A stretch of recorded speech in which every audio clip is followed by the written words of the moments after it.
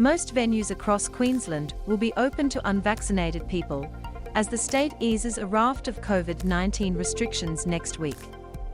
Premier Annastacia Palaszczuk announced today that hospitality and tourism venues will be open to everyone regardless of vaccination status, from 1 a.m. on Thursday, April 14th. The venues include pubs, clubs, cafes and restaurants, theme parks, casinos and cinemas, weddings, showgrounds, galleries, libraries, museums and stadiums. Biden calls for Putin to face war crimes trial. Queensland will ease vaccine requirements in hospitality and tourism venues next week. However, vaccine requirements will remain in vulnerable settings such as hospitals, aged and disability care facilities, prisons, schools and early childhood centres.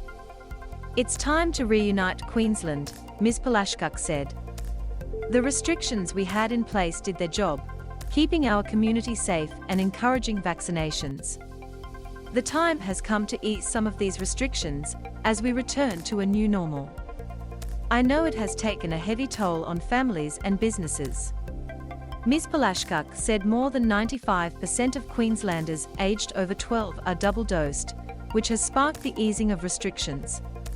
Premier Annastacia Palaszczuk said it is time to reunite the state. Chief Health Officer Dr. John Gerard said the virus is not going to go away, and that vaccination is the key to protection. As our restrictions are gradually lifted, it will be the vaccination that is protecting us all, Dr. Gerard said. He also said there is clear evidence that the state has passed the peak of the second wave of Omicron. The rates of positivity, the rates of furloughing in staff, the calls to ambulances, and calls to helplines, we have solid evidence now we have passed the peak of transmission of the second Omicron wave, he said. Mum remains in critical condition after NSW landslide. Queensland recorded 9946 COVID-19 cases in the past 24 hours and 8 S. Your COVID-19 questions answered.